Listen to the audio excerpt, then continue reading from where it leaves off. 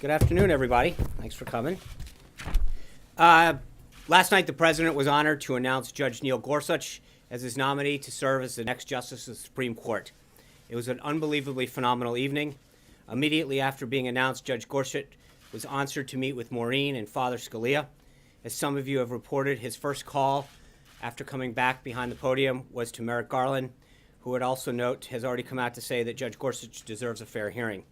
In less than 24 hours, Judge Gorsuch has already received a widespread praise from across the political spectrum as an inspired choice with sterling academic credentials, a brilliant legal mind, and a steadfast commitment to constitutional principles. During his long career in public service, Judge Gorsuch has enjoyed bipartisan approval, having previously been confirmed by voice vote to the U.S. Court of Appeals for the 10th Circuit.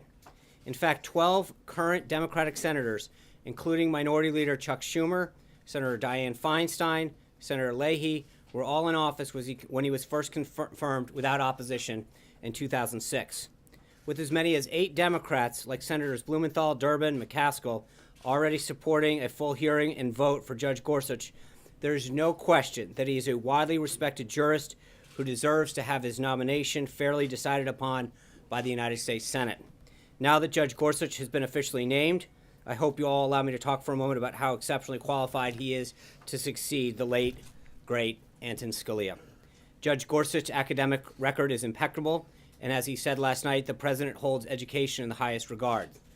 Judge Gorsuch graduated Phi Kappa Beta from Columbia, graduated cum laude from Harvard Law School, and attended Oxford as a recipient of the prestigious Marshall Scholarship.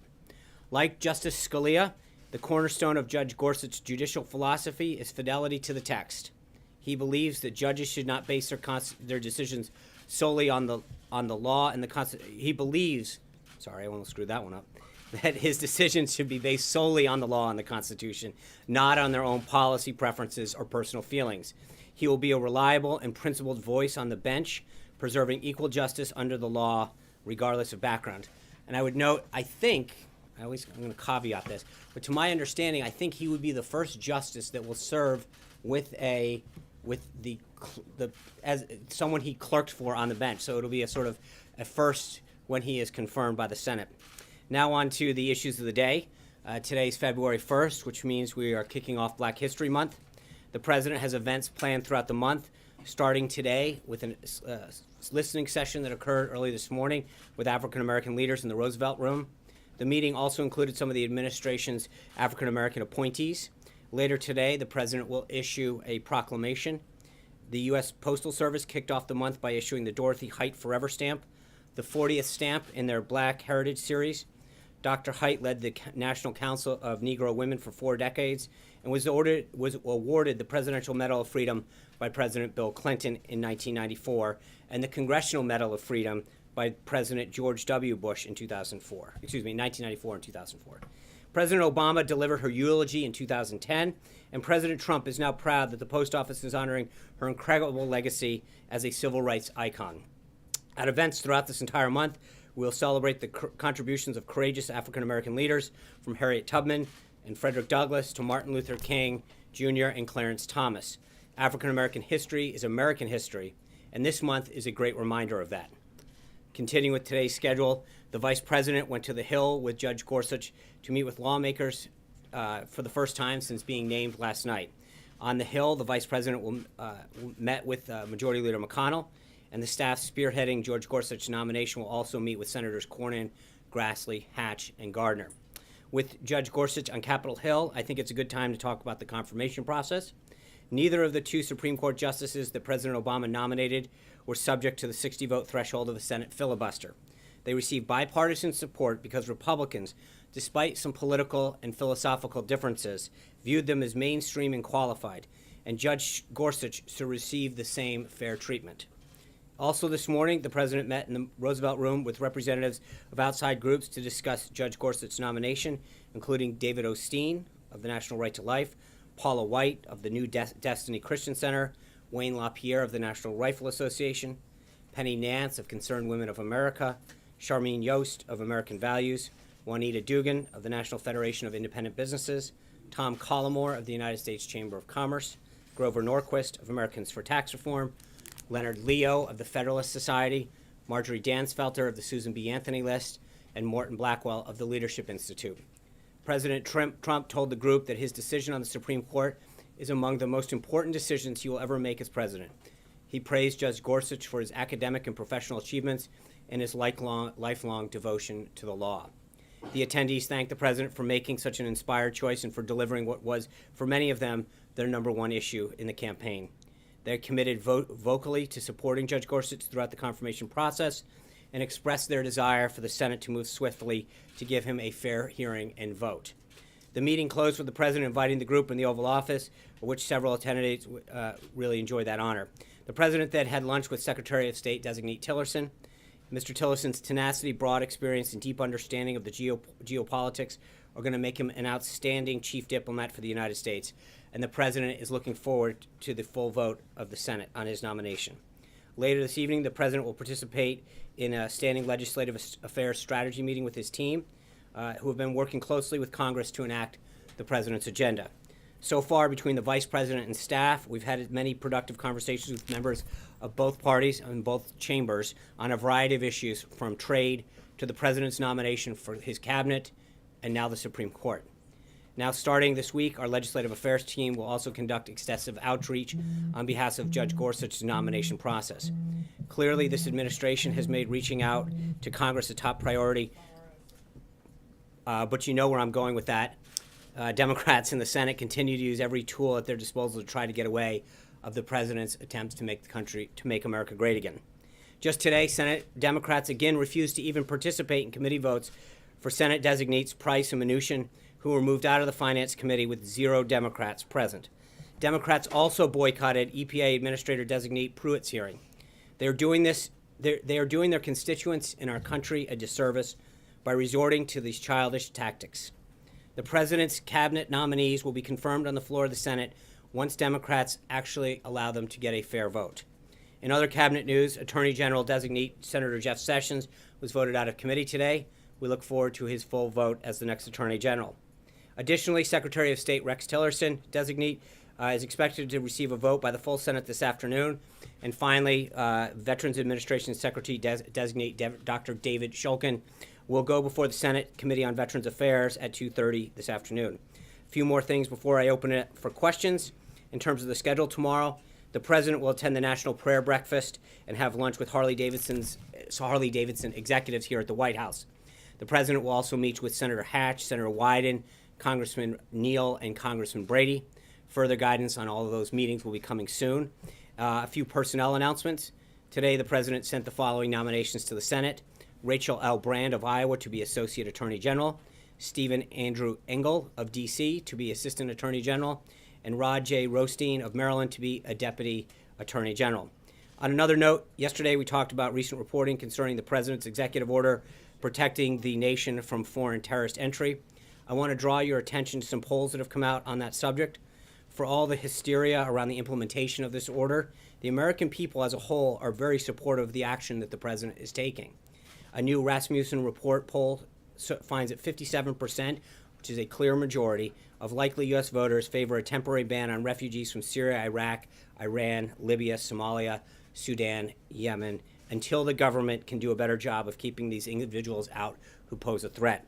A Reuters poll found that 66% of Americans believe that the United States should limit the number of refugees into the country, and the safety of the American people and the security of the American homeland are the president's top priorities. And most Americans agree with the steps that he's taken to keep our country safe. Further today, the United Arab Emirates foreign minister voiced his support for the president's decision to take our national security so seriously. The foreign minister also added that he believes the restrictions are not based on religion, but on the, quote, structural problems faced by these nations. I know that there was a question on Monday regarding Iran's firing of a missile, an attack on a Navy vessel.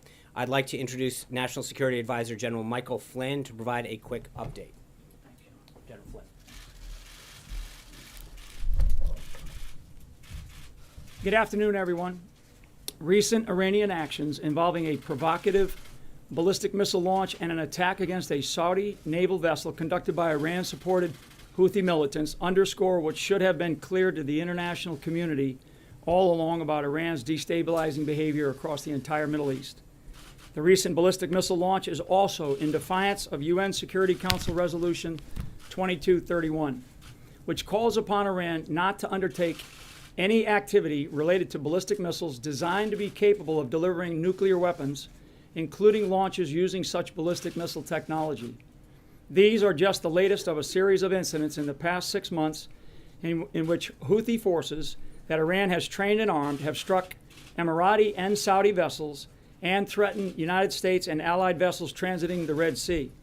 In these and other similar activities, Iran continues to threaten U.S. friends and allies in the region.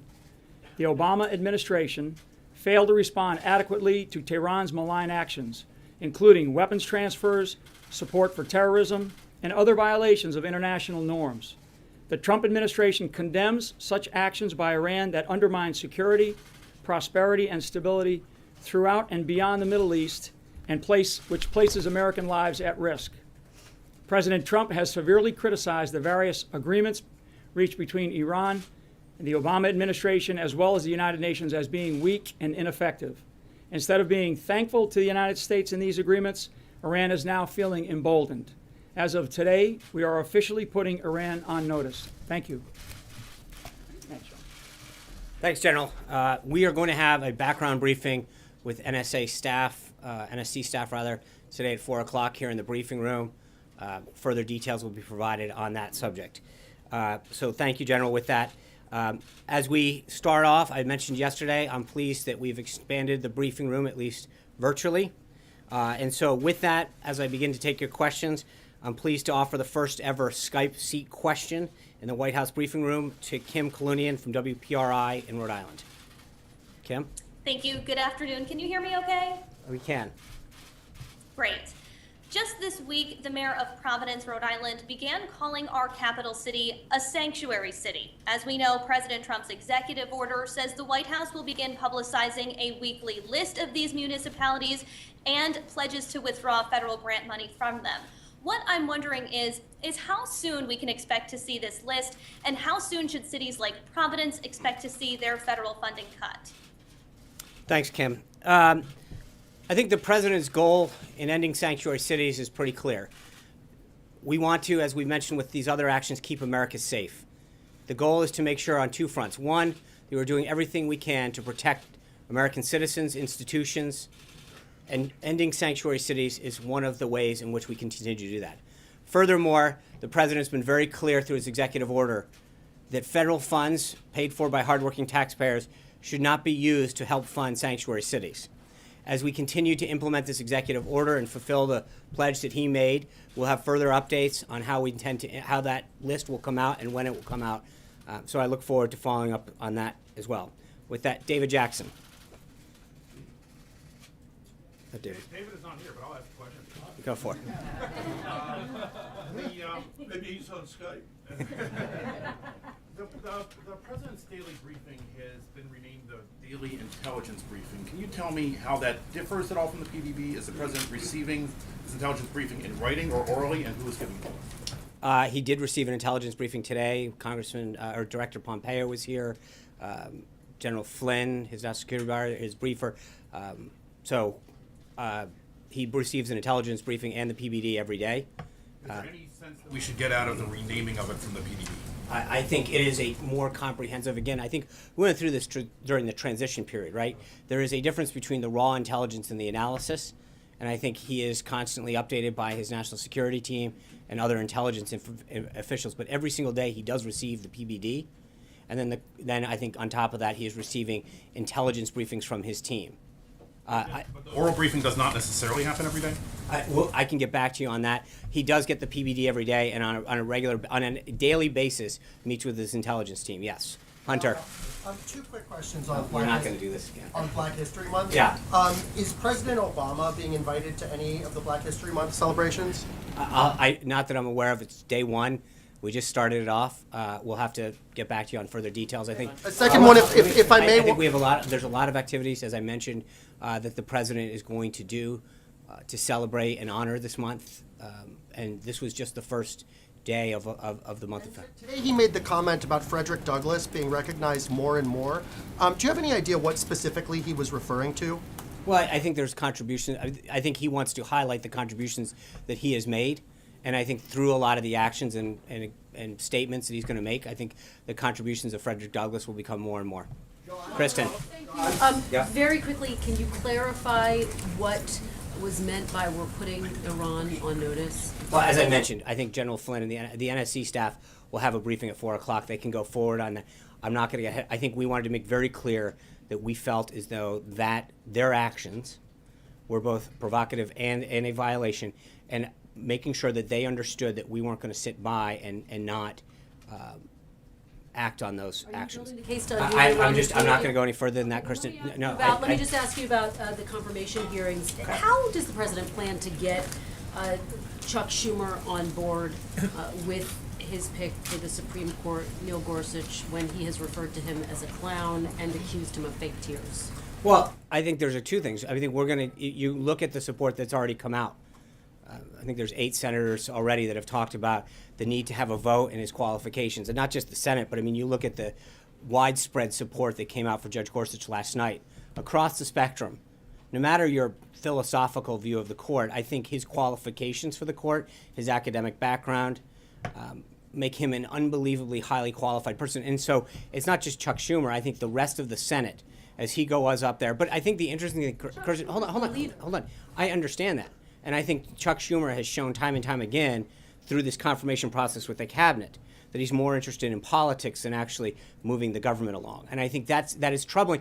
I would ask you that I think that the question needs to be asked to Chuck Schumer, why are you stalling all of these nominees? Why are you insisting on new requirements that you didn't assume for Sotomayor or Kagan? I mean, there's a point at which they need to get asked, why are they obstructing government at every step of the way? There's an element to which they need to be held accountable as well. They held certain standards in place for their nominees, both for the bench and for the cabinet. And the question is, are they going to live up to the same standards that they imposed on Republicans when they had nominees in a Democratic White House? Does the president think that by personally insulting Chuck Schumer, that's But again, Kristen, I think that the goal is to get but again, I would go back. Chuck Schumer's not innocent in this. There's a lot of comments that he's made, and a lot of accusations that he's thrown out there, and a lot of politics that he's played. At some point, Chuck Schumer needs to be held accountable for his actions and his words. Blake. John, the president today invoked the possibility on the Supreme Court, John, of going the route of the nuclear option. If it gets to that point, is the White House comfortable with that path? Well, I think the president made clear his goal today, which is number one, he believes that Judge Gorsuch is unbelievably qualified and that he will get nominated, not only confirmed, but done so with a large bipartisan vote. As I said at the outset, Republicans looked at the qualifications of the 2 justices that got through in the Obama administration, and while they may not have agreed with their judicial philosophy, definitely agreed that they were qualified on the merits to be confirmed, and they did so. I think we would ask that we be held to the same standard that the Democrats used when they had nominees up. But I think the president made very clear that the decision is something that we would rather not have to go down, but also that it ultimately up to Senator McConnell on how he wants to operate this thing. John Gizzi. Thank you, Sean. Just one question today. Yeah.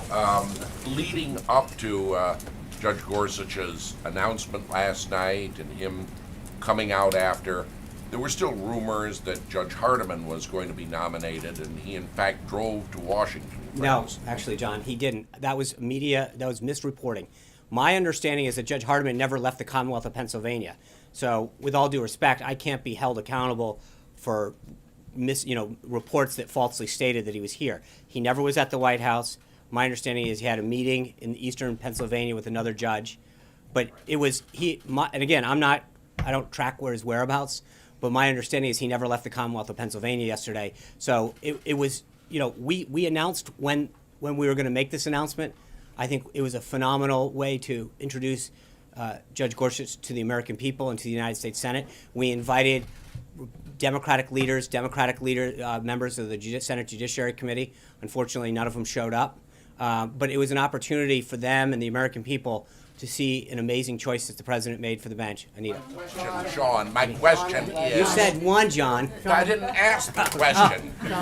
My question is simply this: with the support that he received, the people who called the president, would it be safe to say that Judge Hardiman will be on deck if there is another vacancy soon, say Justice Kennedy retiring by the end of the term? Well, I think there's a lot of vacancies that we see at the appellate level and throughout the government. He's an impressive jurist. Obviously, the four that really made that final list for the president were unbelievably impressive. So I don't want to get in front of the president. Hopefully, he continues to have the president's support and someone that the president was unbelievably impressed with. So we'll have to see what vacancies come down the pike. Anita. I know you love when we say we have two questions. I do have two quick questions about something you mentioned at the top. Sure. First, you mentioned the three folks that are being nominated to the Department of Justice. Right. Why are they being nominated now before Senator Sessions is there? Is it because there's a lack of people? Was he consulted? Or is it just because of the whole issue this week with the acting attorney general? Oh, it's just, it's the normal process of getting those. I've mentioned it at a few briefings that the deputies, the unders, and the actings are in the pipeline. We announced one the other day for Homeland. We've got the Commerce, as previously announced. And so this is just a continuation of the process to fill. With then Senator Sessions, in speaking with him. Of course, he was. These are people that he's clearly aware of and supportive of, 100%. Yeah. And the second question was, you mentioned tomorrow the meeting with the Harley-Davidson executives. There's reporting that he was supposed to go to Milwaukee tomorrow, or he was supposed to. That was canceled because of the company. Can you talk about that? Why I just think, look, that it was easier for the executives to come here, considering the week and all of the activity that's been going on, and we figured the easiest thing to do is, again, no decision had been made about or announced as to what we were doing. We looked at different options, and ultimately the easiest thing to do in accordance with the president's schedule was to invite them here to Washington to talk about some of the stuff that we've been doing. We're not concerned. I think we're not concerned about that. We're concerned about American jobs, moving this economy forward, and we're excited to welcome them here to Washington to talk about the great work that they do and the many thousands of people that they employ. With that, let me go to we're gonna be here a while, guys. We're going to the second Skype seat. Natalie Herbeck from Fox 8 in Cleveland, Ohio. Natalie. Secretary Spicer, thank you so much for this rare opportunity. I appreciate it. I'm learning the ropes here. Natalie, you're coming back. I'd also like to quickly ask two questions, if I may. The first one being, President Trump has been quick to take action on several issues he's addressed along the campaign trail. And with that in mind, he made a stop here in Cleveland, and he said that he would like to make cities like ours the economic envy of the world. A bold statement. So our viewers would love to know a specific example as to how he plans to do this sooner than later. That's a great question, Natalie. I think it's not just Cleveland, but it's Detroit and so many of the other cities around the country. You've heard the president talk about the need to rebuild our inner cities. We were really impressed with Cleveland. This past July, we went there for the national convention. The people of Cleveland, their desire and the rebound that the city has taken. And I think that when you go to whether it's a city like Cleveland or Detroit, through different tax and regulatory measures, there's a way that we can continue to bring manufacturing back, we can continue to bring jobs back, and whether it's Harley Davidson or Carrier or Lockheed or Boeing or the GM, Fiat, Ford, these companies he continues to talk with about how they can bring jobs back, relocate things. That was, again, another one of the conversations that he had with the pharmaceutical companies yesterday. How can they bring jobs back? How can we ease regulations to do that? So it's about making sure that we have an environment, Natalie, that allows more cities to compete, to grow the manufacturing base, and to recognize the things that we can do tax-wise and regulatory-wise to allow that to flourish. Cecilia. Thank you. Steve Bannon can be heard on recording saying Islam is a dark religion, not a religion of peace, a religion of submission. Does the president share his chief strategist's apparent beliefs on Islam? No, I think the president's been very clear that his number one goal is not to target any one religion, but places and areas where we believe that there is an issue. That's what the executive order was all about the other day, making sure that areas that we don't feel have the proper mechanisms in place to assure the security, that when they travel to the United States, that we know that they're coming here for peaceful purposes. The president's number one goal has always been to focus on the safety of America, not the religion. He understands that it's not a religious problem, it's a radicalization problem, that there's a big difference between Islam, the religion, and radical Islamic terrorists that come here to seek to do us harm. But nothing about his comment that the president wants to distance himself from or even elaborate on? I just think I made it clear that there's a difference between the president's view. Yeah. Thanks. There have been multiple reports of people landing Saturday in the U.S. with valid visas who were denied entry and placed on flights back out of the country. So that's in violation of at least 5 of these federal judges' orders that came down. Is the White House working to ensure that those people illegally deported can return to the U.S.? And are these court orders causing any second thinking about certain aspects of the order? Well, I think we issued earlier today some clarification, an update from the counsel's office that clarifies Section 3C and 3E that legal permanent residents, LPRs, that the waiver, we no longer need a waiver. Initially, as the program was lifting off, the idea was that they would go through, be granted a waiver, of which everyone was issued a waiver coming in. In the sake of efficiency, we have interpreted the guidance to all of these agencies, to both the Acting Secretary of State, the Acting Attorney General, and the Secretary of Homeland Security, that the guidance is all individuals responsible for the administration and implementation of this order, that does not apply. They no longer need a waiver, because if they are a legal permanent resident, they won't need it anymore. Sean, Yeah. on Glass-Steagall, the president during his campaign said that he supported a reestablishing of Glass-Steagall legislation, which would separate the investment banks from the commercial banks. There's legislation on both the House and the Senate side. It's in the Republican program. Mr. Mnuchin, when he was queried on the Hill by Senator Cantwell, who's the author of one of the bills, was a little bit more ambiguous on this issue.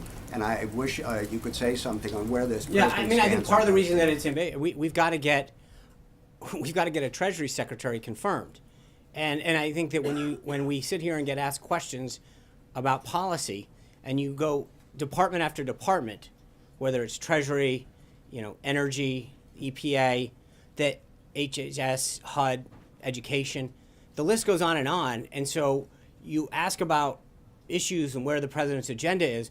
Well, the reason that the president nominated these highly qualified people was to implement his agenda. And Senate Democrats continue to hold that up. And I think when you're asking us about how we're going to move forward on an agenda, whether it's Glass-Steagall or so many other issues, and at the same time, the Democrats are holding up the confirmation of these highly qualified people. Until that occurs, it makes it a heck of a lot harder. Major Garrett. But the president still Major supports Garrett. Glass-Steagall. The president's position is consistent, yes. Sean, a broad topic I'd like you to take on, which is dissent within the administration, and it's specifically related to the president's lunch with Rex Tillerson today. More than 1,000 employees of the State Department, Foreign Service officers, and others have signed this dissent gate. Is it the president's position that Rex Tillerson, when he is confirmed, should go through the formal process, meet with those people, and have a dialogue as previous secretaries of state have? And is it the president's point of view that when there is dissent, it can be rooted in a philosophical disagreement that's not necessarily in defiance of his orders, and that there can be a dialogue, and that it can maybe inform him differently about policy? I think the president's always said a couple of days ago they should get out. No. I think there's a difference. I think that, just to be clear on this, every American has a right to speak their mind. That's one of the amazing beauties of this country. You have an ability to write what you want through our First Amendment. People have a right to speak out, and that's not hampered. The point that I was making then is that if you believe so deeply that the policy is offensive to you, you have to understand that the way our government works is we elect a president. That president gets to carry through their agenda that they set out with the American people during the campaign. And so they have a right to express it. And I think Secretary Tillerson, for those who've gotten to meet him, has a very open mind and a desire to meet with people and hear ideas, as does the president, as evidenced through what he's did through the transition and what he's done since he's become president. He has met with groups, businesses, associations, Republicans, Democrats, independents, that have been supportive of him, that have not been supportive of him. And I think that he's going to continue to do that. So people have a right to speak their mind, but I think there's a difference between expressing dissent and concern and not implementing in a lawful order, as the acting attorney general did the other night. So, but I don't mean to keep coming back to this, But you're asking what we'll do when Rex Tillerson becomes, and part of the problem right now is I can't fully answer your question because Democrats are holding up and slow walking this nomination. So to presuppose what Rex Tillerson's going to do, again, I just, it's ironic that we're being asked what these secretaries will do when they get into office, and the Democrats won't let them assume this when we all know that the votes are there for them. Talking about a particular process that has historically I understand applied that, and I in think, but again, I think for me to presuppose what Secretary-designate Tillerson's going to do prior to him actually getting sworn in, he probably will. I don't know, but it would be irresponsible of me to answer a question about what he's going to do before he actually becomes sworn in. Thanks, Sean. Senate Democrats have been described as bitter over the manner in which Judge Merrick Garland was treated when he was nominated for the Supreme Court. Do you feel, does the president feel that bitterness is well-founded? I don't know. I'm not a Senate Democrat.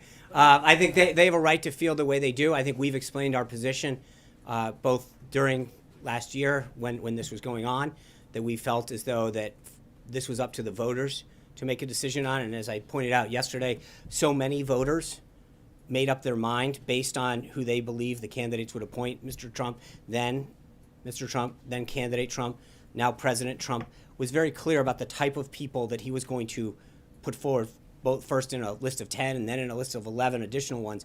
So I think the American people knew clearly where he was going to go. He followed through on that campaign promise. And I think that when you look at the number of people who solely based their vote on that, never mind it was more, then you expand that, it was pretty clear that that was an important factor in the election.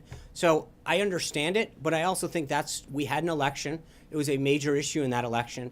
And I think that even when you look across the spectrum, Republican, Democrat, liberal, conservative, Judge Gorsuch has an unbelievable record and is being praised for that record because of that. I want to ask about Friday, and there's been some reporting that there will be a meeting with President Trump and J.P. Morgan CEO and others. Can you tell us a little bit more about who else will be there and where things are at on financial reform? What message does the president have for bankers specifically on financial reform? I think I'll have more, yeah. Obamacare and tax reform, but it seems like financial reform has sort of fallen by the wayside. Well, I wouldn't agree with that. I think that when you look at regulatory reform and tax reform and all of the steps that he's been taking to help the economy grow and to create jobs, that's right in that wheelhouse. I hope to have further updates on the schedule for you tomorrow, but I don't know. Tomorrow. Thank you, Sean. I have a question about foreign policy, but I wanted to follow up. You said that LPRs no longer need a waiver, but you didn't answer the question about what about the people who were put on planes, people who were LPRs but were put on planes back to where they came from. What happens to them? Well, again, I think then they go through the process. It depends if they're an LPR. If not, then they go through the application process. So if they are an LPR, a legal permanent resident, then they are waived. They can come right through. So they just come back again? That's right. Okay. But I don't know how many cases that applies to. I know that if they're not a legal permanent resident, then they have to go back, and that's part of this vetting process. There's a big difference. My question is about the fighting in Ukraine. Okay. And Russia and Russia-backed rebels are moving the lines forward.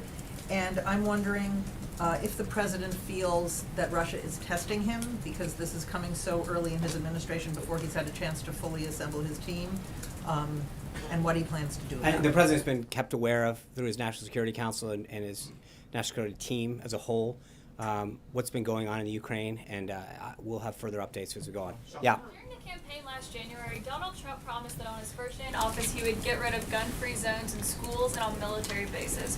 When can we expect action on that? And if so, can you share details of what we should expect? Yeah, I think you've seen that the president has been very active in terms of getting executive orders out and following up on the campaign pledges that he made to the American people last night being another example of that.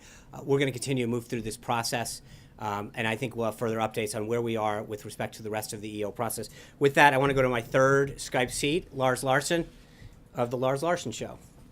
Commander Spicer, it's a pleasure. Thanks for your service to America and thanks for the opportunity. I've got a broad question. The federal government is the biggest landlord in America. It owns 2/3 of 1 billion acres of America. I don't think the founders ever envisioned it that way. Does President Trump want to start returning the people's land to the people? And in the meantime, for a second question, since that's in fashion these days, can he tell the Forest Service to start logging our forests aggressively again to provide jobs for Americans, wealth for the Treasury, and not spend $3.5 billion a year fighting forest fires? Thanks, Lars. I think the president's been very clear that as part of an overall comprehensive energy solution, that we've got to utilize the resources that we have that the federal government owns, whether that's the forests or natural resources or minerals that exist above and below the ground, that we have too infrequently looked at our own resources and counted too much on foreign sources of energy. So, you know, we're going to continue as Congressman Zinke goes through the process to head up the Interior Department, and Governor Perry goes through his appointment, his confirmation process, to get those individuals through, but then working together and in areas where they have overlap and also in areas where they will act individually, to realize, to look at those natural resources that we have, figure out how to best utilize them to benefit not just our energy, but also economic growth opportunities with that. Daniel Happer. About executive orders. You haven't really explained why the president's using executive orders in the manner that he's doing so. Why not take this extreme vetting to Congress and have a congressional bill, and why not? I mean, what is the philosophy behind? Well, I don't think it's a binary choice, Daniel. I don't think it's only do this. I think he has talked about, especially in the area of immigration, he's been very, very clear that this is a huge priority for him. And I think that he is going to continue to look at this from a holistic aspect. In other words, visas, visa reform, the wall, our southern border, our northern border, all of these things that, you know, vetting. There is a very, very comprehensive, and those things in which he can do through executive order and action, he will. Those things that he can do through working with Congress legislatively, he's going to continue to do as well. Tulip from Bloomberg. Right here, Sean. Yep. The president's top trade advisor, Peter Navarro, told the Financial Times yesterday that he believes that the euro is grossly undervalued and Germany is benefiting from that, and that's why we have a huge trade deficit with Germany and with Europe.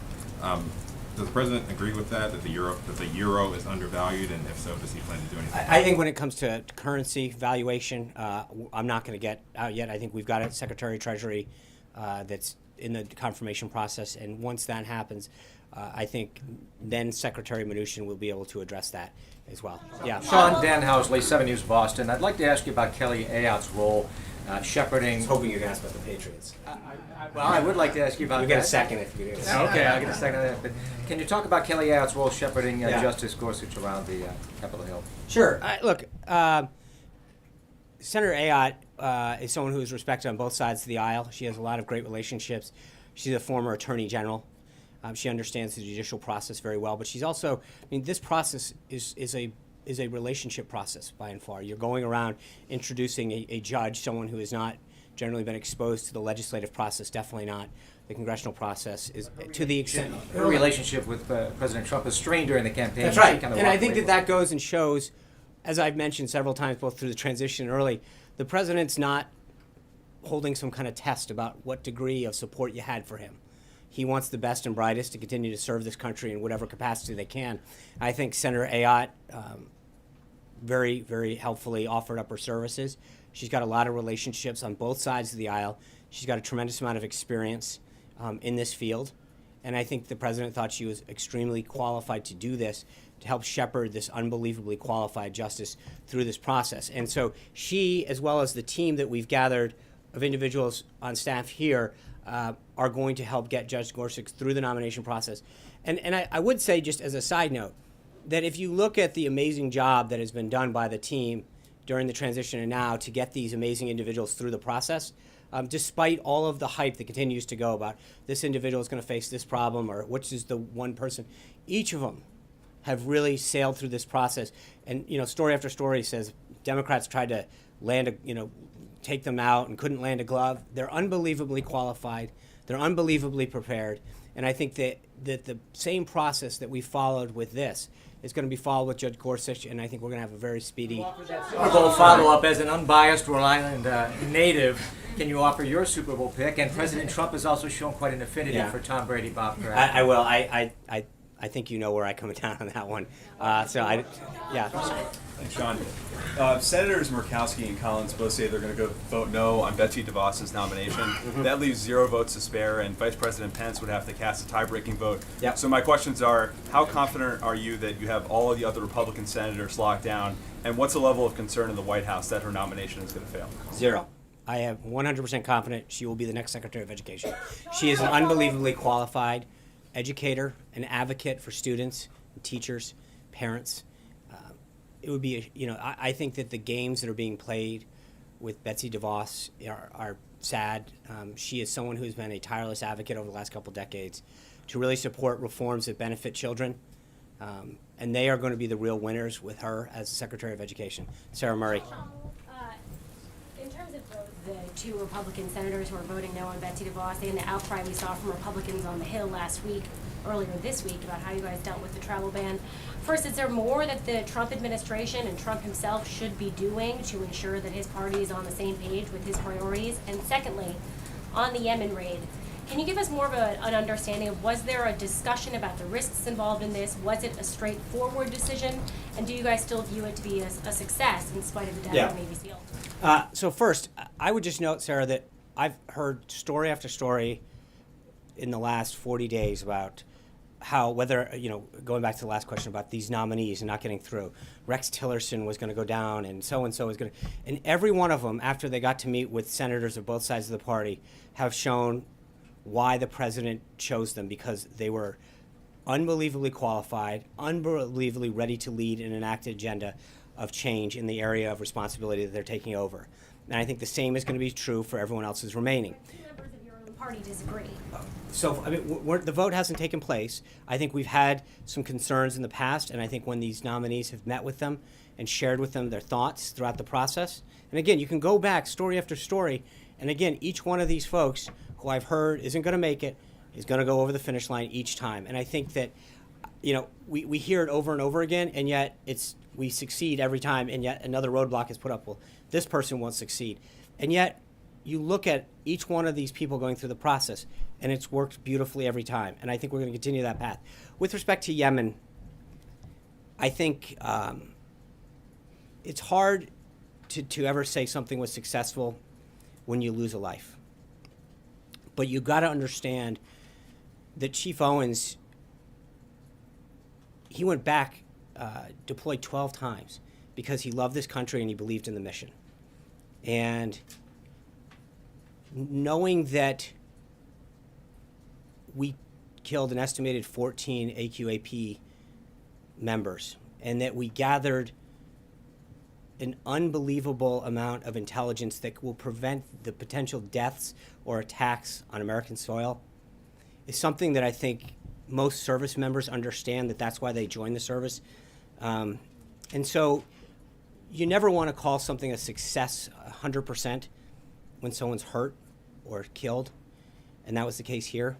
But I think that when you recognize that an individual like this loved this country so much and deployed over and over again because he knew that the mission that he was conducting was so important to our protection, our freedom, our safety.